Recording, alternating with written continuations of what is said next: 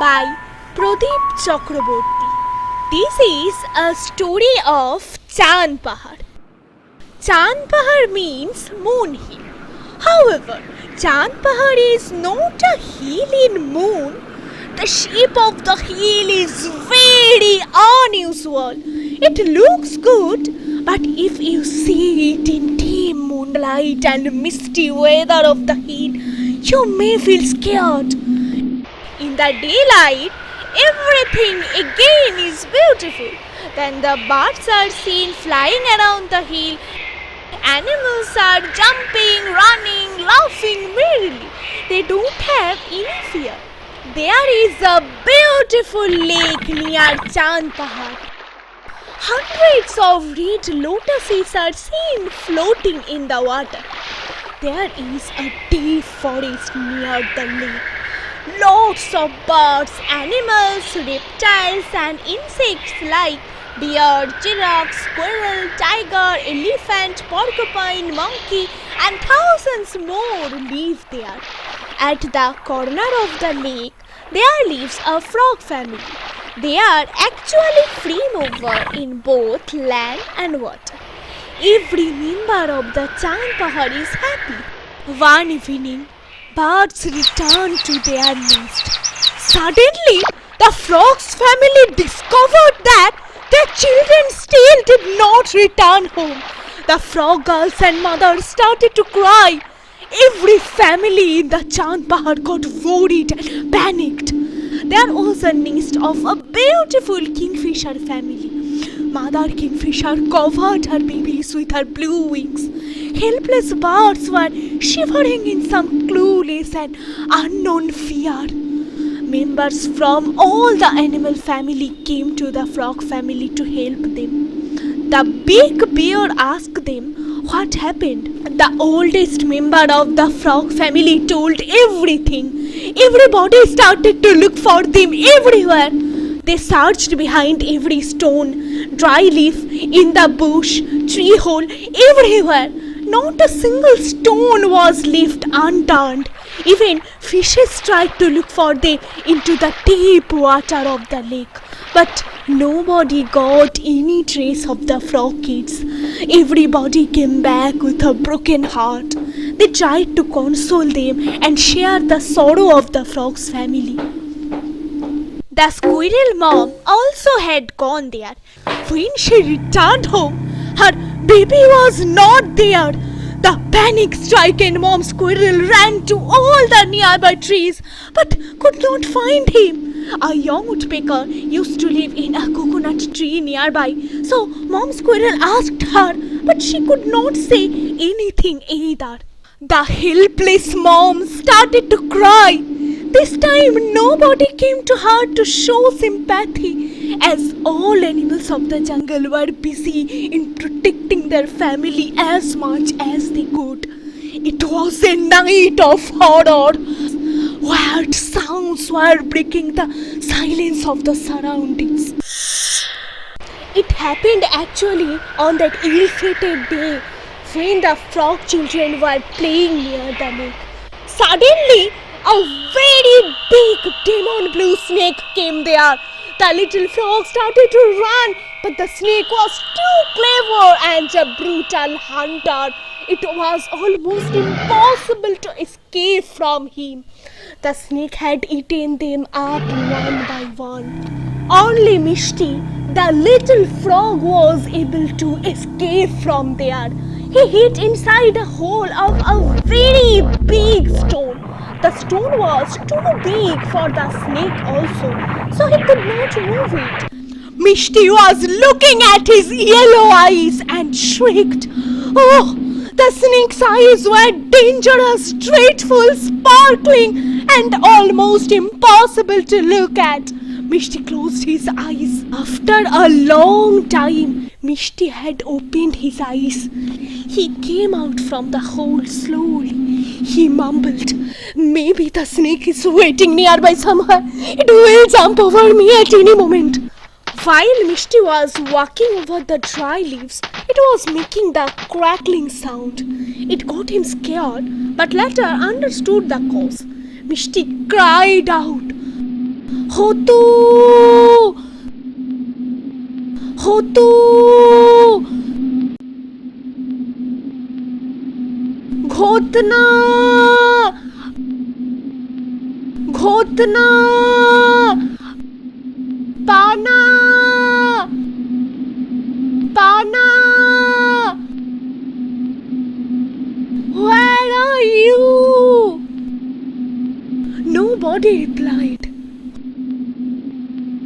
When there was no reply, Misti got frightened. He started crying. Just then he heard something or somebody was coming. Misti ran towards the hole again. A friendly voice came from behind. Misti, wait! Don't run! I'm your friend Kutum. Misti gained a little courage and stopped. Kutum came to him. He asked, What happened to you? Everybody in the lake and jungle are looking for you. What are you doing here? Misti started crying again. I don't know whether they're still alive or not. Kutum, please stop crying and tell me what happened. Misti told everything in detail. Hearing this, Kutum became angry. He cried out, We have to punish this demon snake. Suddenly, something in the bush moved a little. A very big evil blue snake's face showed up over the bush. You will punish me.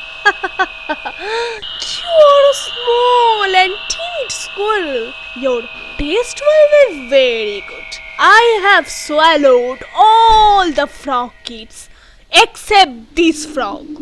I will eat him also. It is a very good day for me. You killed my brothers and sisters. He jumped up to kick on the snake's face. The snake was happy. No! Yelled Kutum. Instantly he also jumped to catch Misti's leg. Misti and Kutum panicked and ran away from there as fast as they could. But the snake was coming with a tremendous speed. Suddenly, a guava fruit hit his head. He turned his head.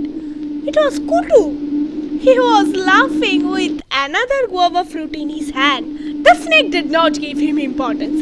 He again went for Misti. A guava again hit his head. He looked at Kutum with fiery eyes.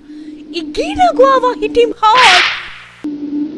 The snake screamed out with an acute pain. I will kill you, you the little devil. He tried to catch Kutum. Little Kutum also started jumping from one tree to another. He was facing problem to jump the big gaps between the trees. Now he was more than 100 meters high up on a tree. Falling from there meant sheer shot death.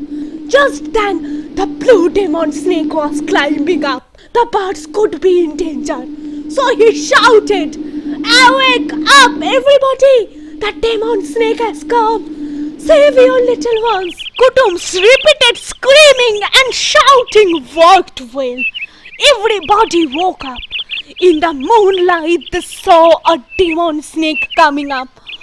The birds became desperate to save their children. They attacked the snake unitedly. The mother kingfisher struck first with her big pointed sharp beak. At the same time, woodpecker's long beak scraped into his head almost 2 inches. Other birds were also trying to hit the blue demon with their best effort. Suddenly, he saw some baby birds were crying in a nest just a few feet away. Whoa, delicious food! The snake forgot all the pain. His eyes glittered. Other birds were flying to save the baby birds and their mother. He tried to grab the baby birds.